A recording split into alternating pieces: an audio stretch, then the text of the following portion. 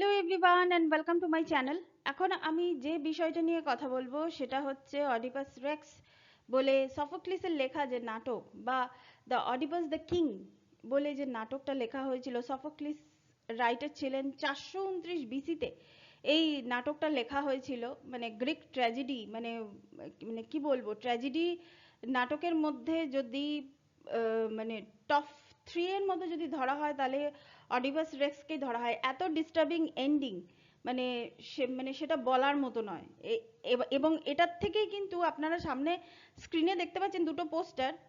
ডান দিকেরটা হচ্ছে অডিপাস রেক্স, যেটা হচ্ছে কোনো ড্রামার পোস্টার, আর বাঁ দিকেরটা হচ্ছে অডিপাস রেক্স, যেটা 1967 সালে ইটালির পরিচালক পোসোলিনি তিনি এটা মানে নির্মাণ করেছিলেন। এটা ছিল ওনার প্রথম কালার মুভি এবং পুরোটাই আউটডোরে শ্যুট হয়েছে এবং মরক্কোতে বেশিরভাগটা শ্যুট হয়েছে। এখানে যে জিনিসটা করা হয়েছে, যে ইটালিয়ান ভাষাতে শুধু এটা বেরোয়নি, এটা রোমানিয়ান ভাষাতেও বেরিয়েছে। আপনারা ইউটিউব সার্চ করলে এটা পেয়ে যাবেন। এখানে কিন্তু কোনো কি বলবো, ডাবিং কিছু নেই, সাবটাইটেল আছে, ইংলিশ সাবটাইটেল আছে, অসুবিধা হবে না বুঝতে। তবে এই সিনেমাটা কিন্তু ডায়লগ ড্রিভেন সিনেমা কিন্তু পরিচালক করেননি, আমি কিন্তু সিনেমাটার কথা বলছি। ডায়লগ ড্রিভেন মানে বিশাল ডায়লগ আছে তা কিন্তু না। এই সিনেমাটার বেশিরভাগটাই মানে চলেছে ওই পরিবেশ, আশেপাশের পরিবেশ, প্রকৃতি এবং মানুষের এক্সপ্রেশন, এক একটা ঘটনা ঘটছে, এক্সপ্রেশন, মানে সেটার উপর বেস করে কিন্তু সিনেমাটা তৈরি হয়েছে। একটা ছেলেকে, একটা যুবাকে যখন বলা হচ্ছে যে তার দ্বারা তার হাতে তার বাবার মৃত্যু আছে, সেই সময় তার যে ফ্রাস্ট্রেশনটা, সে যেভাবে এখানে দেখানো হয়েছে সিনেমাটাতে, এটা কিন্তু ভালো লেগেছে সিনেমাটাতে। এবং এছাড়াও এখানে মূলত যে গল্পটা, অডিপাস রেক্সের গল্প, এখানে সবাই জানে যে অডিপাস বলে একটি ছেলে জন্মেছিল এবং সবাই বলেছিল যে এই ছেলেটাকে মেরে ফেলা উচিত, কারণ জ্যোতিষী ভবিষ্যৎবাণী করেছিলেন যে এর দ্বারা এর বাবার মৃত্যু হবে। পরবর্তীকালে ছেলেটাকে মারার প্ল্যান করা হয়, কিন্তু যে কোনো ভাবেই হোক ছেলেটার মৃত্যু হয় না। সে অন্য কোনো জায়গায়, অন্য লোকালয়ে গিয়ে সে বড় হতে থাকে। কিন্তু পরবর্তীকালে সে আবার মানে চলে আসে সে তার পূর্বের জায়গায়, যে জায়গাটার নাম হচ্ছে থিপস। সেই থিপসে চলে আসে, থিপসের রাজাকে মেরে সেখানকার রানীকে বিয়ে করে সে সিংহাসনে বসে।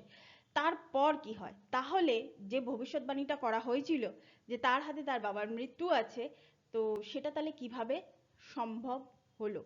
তো এইটা নিয়েই হচ্ছে অডিপাস রেক্সের পুরো গল্প বা অডিপাস দ্য কিং এর গল্পটা। এটা এর থেকে বেশি আমি বলবো না, কারণ পুরোটাই এখানে মিস্ট্রি কিছু নেই, কারণ পুরোটাই হচ্ছে ট্র্যাজেডি। ট্র্যাজেডি আছে মানে ড্রামাও আছে। সেই ড্রামাটাকে উপলব্ধি করতে গেলে আপনাদেরকে সিনেমাটা দেখতে হবে, ইউটিউবে ফ্রিতে পেয়ে যাবেন, সিনেমাটা দেখতে পারেন। এবার অডিপাস রেক্সের নাটকের কোনো ভিডিও কিন্তু আমি তো খুঁজে পেলাম না। এবার আপনারা যদি পান তাহলে আপনারা মানে দেখতেই পারেন, মানে এটাতে কোনো অসুবিধা নেই। আর যাই হোক, আর এখানে যেভাবে এরপর যদি আমি চলে আসি সিনেমা নাটকের মধ্যে যে স্টেজিং এর যে ব্যাপারটা, সেটা নিয়ে আমি আলোচনা করব। এটা হচ্ছে আপনারা যেটা দেখতে পাচ্ছেন বাঁ দিকে, সেটা হচ্ছে যে স্টেজটা সিরিয়াসলি, যে এই নাটকটা যেভাবে মানে করা হয়েছে স্টেজে, মানে এটা কিন্তু দুর্দান্ত। যেমন আলো তেমন মানে যারা অভিনয় করছে তার প্রত্যেকের মুখে কিন্তু একটা দেখুন মুখোশ পরা ইন দ্য সেন্স কি এই ঘটনাটা, পুরো যে গল্পটা এত বেশি ডিস্টার্বিং গল্প, এর এন্ডটা এত বেশি মানে কি বলবো, মানে মানে বিশ্বাস হতে চায় না যে আচ্ছা এই জিনিসগুলো হয়েছিল, মানে এই জিনিসটা হয়েছে, মানে এবং এটাই হচ্ছে এই মানে পুরো গল্পটার হচ্ছে পরিণতি। আমি শুধু ভাবছি যে সফোক্লিসের মতো রাইটার 429 বিসিতে বসে এই ধরনের ডিস্টার্বিং সিনেমা মানে গল্প ওনার মাথা থেকে বেরোলো কি করে। এবং তার পরবর্তীকালে কিন্তু আস্তে আস্তে ধীরে ধীরে সিনেমা জগতে বিভিন্ন ধরনের সিনেমা কিন্তু হয়েছে এই এইরকম ডিস্টার্বিং গল্প থেকে। তো ইন্সপায়ার্ড হয়ে মানে এক একটা মানে ইন্ডাস্ট্রি, বিভিন্ন দেশে এটা হয়েছে এবং এক একটা ইন্ডাস্ট্রি এক এক রকম ভাবে এগুলোকে প্রেজেন্ট করেছে, এবং যারা প্রেজেন্ট করেছে না পরবর্তীকালে, তারা কিন্তু বেশ ভালোভাবে প্রেজেন্ট করেছে। আমি কিন্তু একবারও বলবো না যে আমি যে কটা এই ধরনের ডিস্টার্বিং সিনেমা দেখেছি, মানে সেই কটা সিনেমা মানে খুবই আর কি এরা ঠিক মতো স্টেজিং করতে পারেনি বা কিছু করতে পারেনি সেটা কিন্তু নয়, এরা কিন্তু ভালো মতো স্টেজিং করতে পেরেছে। এবং ইটালিয়ান যে মুভিটা, পোসলিনির যে মুভিটা, সেটাও কিন্তু ভালোভাবে এখানে ডিজাইন করা হয়েছে। এরপরে আমরা যদি চলে আসি, আপনারা ডান দিকে দেখতে পাচ্ছেন, এটা হচ্ছে সিনেমার একটা ক্লিপ। সিনেমাতে ইনি হলেন রাজা, মানে অডিপাস, তিনি হলেন রাজা, তাকেই এখানে দেখানো হয়েছে। তো এরপর এটা হচ্ছে, আপনারা বাঁ দিকে যেটা দেখতে পাচ্ছেন সেটা হচ্ছে আহ, একটা নগর, মানে যে রাজার বাড়ির সামনে যে ধরনের আর কি মানুষজন থাকা উচিত, একটা জায়গাকে ওইভাবে পোট্রে করা, একটা জায়গায় রাজা দাঁড়িয়ে আছে, তার আশেপাশে সব লোকজন আছে, এই ধরনের একটা স্টেজ করা, এবং স্টেজটা কিন্তু খুব সুন্দর করেছে। এবার আপনারা ডান দিকে দেখুন, এখানে কিন্তু কিছু মানুষকে ঝোলানো হয়েছে এখানে, তার মানে তখনকার দিনে এই ধরনের শাস্তির প্রসেস ছিল। আসলে আপনাদেরকে নাটকটা পড়তে গেলে না অনেক কিছু জানা হয়, মানে নাটকের ভেতরেও তো অনেক সাবপ্লট থাকে, তো সেই জিনিসগুলো মানে এই সব ধরনের দৃশ্যগুলো বুঝতে গেলে সেই জিনিসগুলোকে একটুখানি জানতে হবে। এরপর যদি আমি চলে আসি এখানে, রাজা এবং রানী মুখোমুখি যখন হচ্ছে সেই দৃশ্যটা, এটা হচ্ছে নাটকের দৃশ্য। এবং আপনারা ডান দিকে যেটা দেখতে পাচ্ছেন, এটা হচ্ছে সিনেমায় যিনি রানী হয়েছেন, রানীর চরিত্রে জোকাস্টা, রানীর নাম হচ্ছে জোকাস্টা, ও অডিপাসের বউয়ের নাম ছিল জোকাস্টা। জোকাস্টার চরিত্র অভিনয় করেছেন লুসিয়ানো, দুর্দান্ত অভিনয় করেছেন ইনি। এনার মুখে বেশি কথা নেই, শুরুর দিকে কিছুটা তিনি ছিলেন, তখন তার অভিনয়ের অভিব্যক্তি একরকম ছিল, এবং শেষের দিকে মানে যখন তার হাজবেন্ড মারা যাচ্ছে, আর একজন এসে অডিপাস এসে সেই জায়গাটা দখল করছে, তাকে বিয়ে করছে, তখন তার অভিব্যক্তি কিন্তু অন্যরকম ছিল। তো এই মানে এই যে পুরো যে জিনিসটা, এটা কিন্তু খুব সুন্দরভাবে এখানে করা হয়েছে, সিনেমার ক্ষেত্রে বলছি, নাটকে তো ডেফিনেটলি করা হয়েছে, সিনেমার ক্ষেত্রেও আমি বলছি। এরপর আমরা নাটকের ক্ষেত্রে দেখুন রাজা আর রানীকে কিভাবে এখানে দেখানো হয়েছে।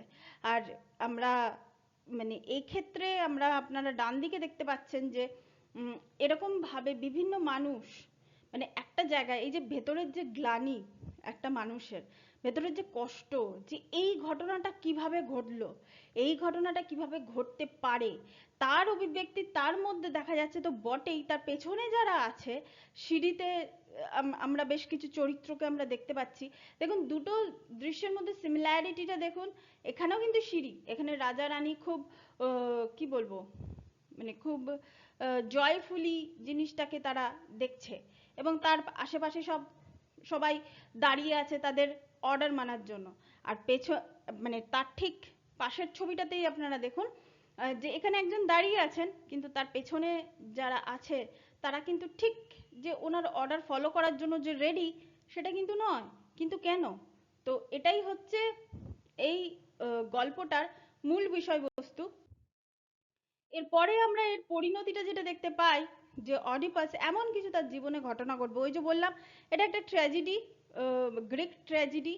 তো এই নাটকে এমন কিছু অডিপাসের সঙ্গে ঘটনা ঘটবে, তখন সে এতটা তার মনের ভেতরটা গ্লানিতে ভর্তি হয়ে যাবে, তখন সে মনে করবে যে আমি এই চোখ দিয়ে আর এই পৃথিবীকে দেখতে পাবো না, মানে নিজের কাছে নিজে লজ্জিত হয়ে যাবে। তাতে কি হয়, নিজে সবার সামনে, জনগণের সামনে এসে সে তার নিজের চোখকে অন্ধ করে, মানে চোখ নষ্ট করে দেয় আর কি, সে অন্ধ হয়ে যায়। এবং সিনেমার ক্ষেত্রেও দেখুন, পাশের দৃশ্যতে সিনেমার ক্ষেত্রেও কিন্তু সেই একই জিনিস হয়।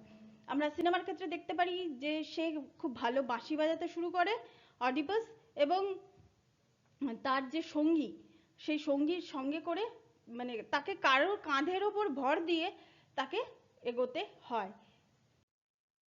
তো এই পুরো জিনিসটা, এই মানে সফোক্লিসের লেখা অডিপাস দ্য কিং, এই পুরো নাটকটা, এবং অডিপাস রেক্স 1967 সালে যে সিনেমাটা হয়েছিল, এই দুটোর মধ্যে এরা পুরোটাই, প্রায় পুরোটাই নাটকটা থেকে এরা তুলেছে, কিন্তু কিছু কিছু দৃশ্য এখানে নিজের মতো করে ওনারা করে নিয়েছেন। ঠিক আছে, ওটা একজন ডিরেক্টরের সেই জিনিসটা, সেই স্বাধীনতাটা আমার মনে হয় থাকা উচিত। তো এটাই ছিল এই দুটো বিষয় নিয়ে, মানে নাটক আর সিনেমা একই বিষয়ের ওপর, নাটক আর সিনেমা নিয়ে আমার কথা। তো thank you so much, that's all, please keep watching and please subscribe my channel, till then good by.